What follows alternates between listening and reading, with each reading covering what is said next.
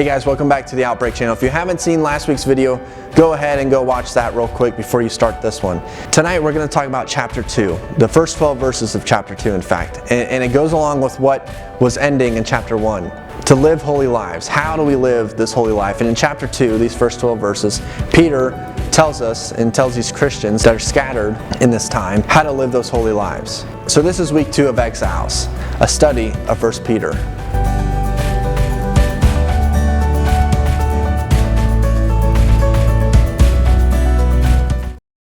So last week we talked about being exiles, living holy, and praising God for a living hope.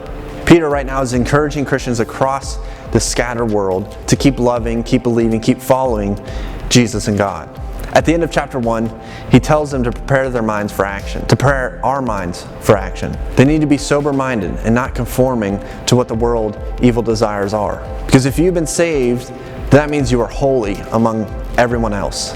And you need to live a life of holiness so others can experience and hopefully live the same life. So how's your faith? Peter tells us our faith is imperishable. It's worth more than gold. I mean, do you see it that way? Do you see your faith worth more than gold? Worth more than really anything? I mean, think of your best friend or friends. The ones you trust everything with, right?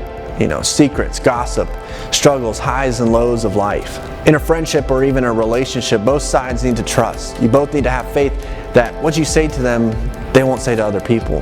But it's so easy, right? It's so easy when you get that little glimpse of something you could gossip about. That secret that maybe they wouldn't mind if you told someone else.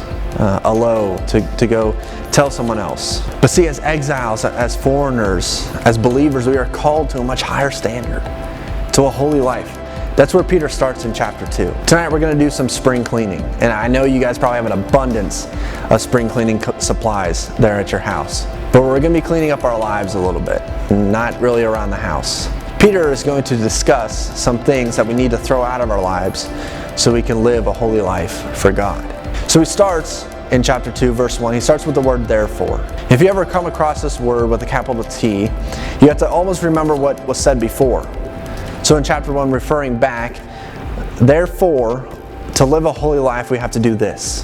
Verses 1 through 3.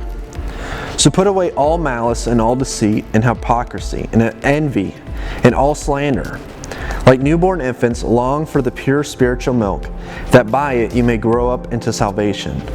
If indeed you have tasted that the Lord is good. We have to rid ourselves of these things. To throw out, destroy, get rid of all malice, all deceit, all envy, all hypocrisy, slander of every kind. Why?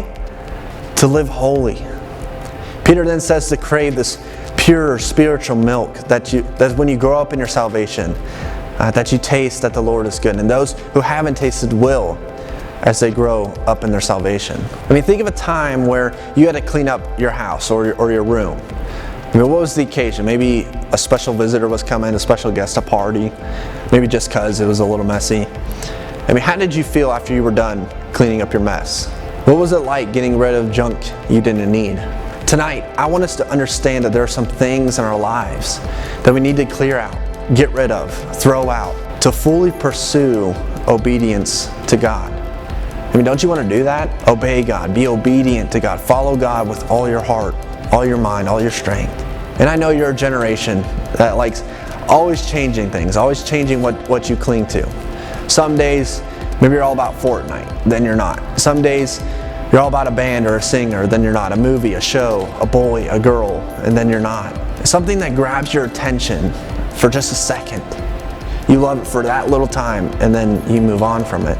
You're not the only ones that this happened to. I mean, it's been taking place throughout history.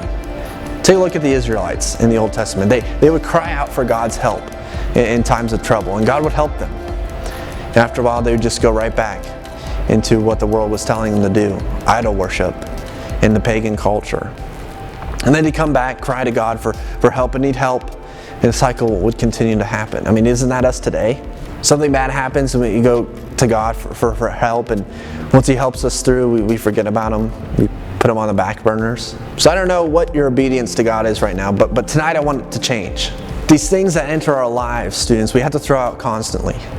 Because they're easy to fall into, right? Gossip, telling secrets, malice, deceit, envy, Disobedience, like children Peter's talking about, is like a kid or a child that clings to you because you did something so cool. Right? They trust you with everything. They'll listen to anything you say and believe that it's true. And so Peter in this chapter reminds us of our status among the lost. He says in verse 9, he says this, "But you are a chosen race, a royal priesthood, a holy nation, a people for his own possession, that you may proclaim the excellencies of him who called you out of darkness into his marvelous light." Man, can you believe that? That's you. Royalty, chosen, God's special possession. One change I think we can make from tonight is I want us to feel an honest desire to please God and obey God rather than just have a so-so mindset about God. Putting him on the back burners or putting him in our pocket and bring him out whenever we need him. Peter finishes this section of verses we're studying tonight like this in verses 11 through 12. "Beloved, I urge you as sojourners and exiles to abstain from the passions of flesh which wage war against your soul. Keep your conduct among the Gentiles honorable, so that when they speak against you as evildoers, they may see your good deeds and glorify God on the day of visitation." See, God brought you into his family to extend his kingdom. He didn't bring you into his family just to put him aside, to not think about him. He's given grace and mercy to you.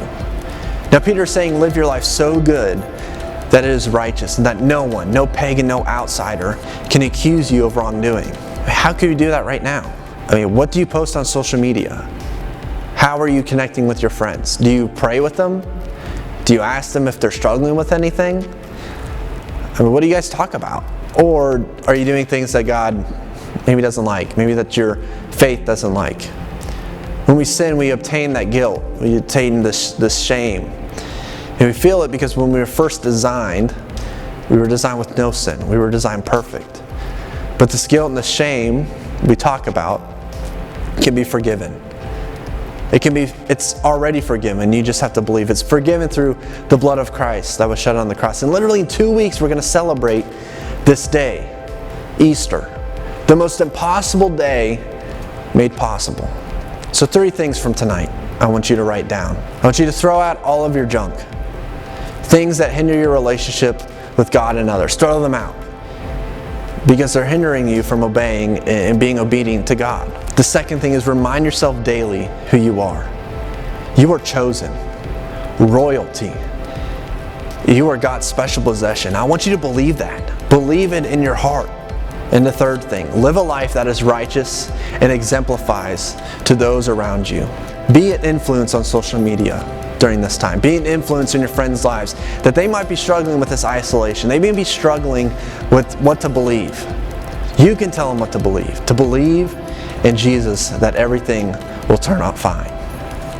I mean, it's crazy. I'm in an empty church right now, right? An empty church building. But the church right now, you are the church. Sundays, we are the church, spreading God's message throughout the world through the internet, because God always has a plan. So I'll see you Sunday for Outbreak Live.